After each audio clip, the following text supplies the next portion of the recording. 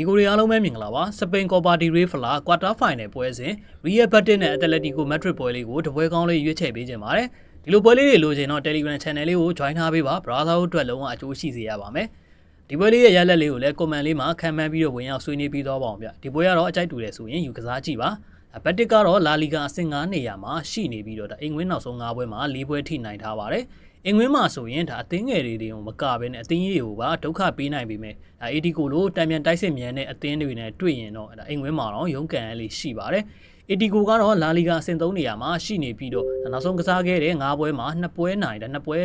တည်ရကြထားပြီးဒါ Real ကိုပဲတပွဲပဲရှုံးထားတာပါနောက်ဆုံးကစားခဲ့တဲ့ဒါလာလီဂါ6ပွဲဆက်တိုက်မှာတော့ရှုံးပွဲလုံးဝမရှိသေးဘဲနဲ့ဒါခံစစ်ပိုင်းရဆိုရင်လည်းအလွန်မှာကြောပြီးတော့နောက်ဆုံး4ပွဲမှာ3ပွဲလောက်ထိကဂိုးပေးမထားရပါဘူးလူစင်းမိုင်းကိုကြည့်မယ်ဆိုရင်ဒါဘတ်တစ်ရဲ့အဓိကကွင်းလေလူအစ်ကိုဒန်ရန်ရနေတယ်လို့ကစားသမားအချို့ပါဝင်နိုင်မှာမဟုတ်ပေမဲ့ခံစစ်ပိုင်းမှာတော့လူဆုံးနေပါတယ်ကျွန်တော် AD ကိုဘက်မှာလည်းတိုက်စစ်မှာအာကိုရတဲ့ Griezmann နဲ့ဒါ Solot မပါနိုင်တာကတိုက်စစ်ပိုင်းမှာတော့အင်အားနည်းသွားစေနိုင်ပါတယ်ဟတ်တူဟတ်ကိုကြည့်မယ်ဆိုရင်နောက်ဆုံးတွဲဆုံမှု10ချိန်မှာAD ကိုက9ချိန်နိုင်2ပွဲတည်ရကြထားပြီးတော့ဒါဘတ်တစ်ကတော့တပွဲပဲနိုင်ထားပါတယ်လက်ရှိဒန်ရန်ရလူစင်းနဲ့ပုံစံကောင်းတွေကိုကျွန်တော်တို့နှိုင်းယှဉ်ကြည့်မယ်ဆိုရင် AD ကိုကအသာစီးရနေနိုင်ပေမဲ့ဒါဘတ်တစ်ရဲ့အိမ်ဝဲမှာကြောမှုကပွဲရလက်ကိုပြောင်းသွားစေနိုင်ပြီးတော့ဂိုးနဲတဲ့ပွဲပဲဖြစ်လာပါလိမ့်မယ်ကျွန်တော်ကတော့အင်ရှင်ဘတ်တစ်ကိုပဲရွေးချယ်ခြင်းပါတယ်ဒီပွဲလေးလည်းညီကိုတို့အားလုံးကိုလက်ဖြစ်ကြပါစေဗျ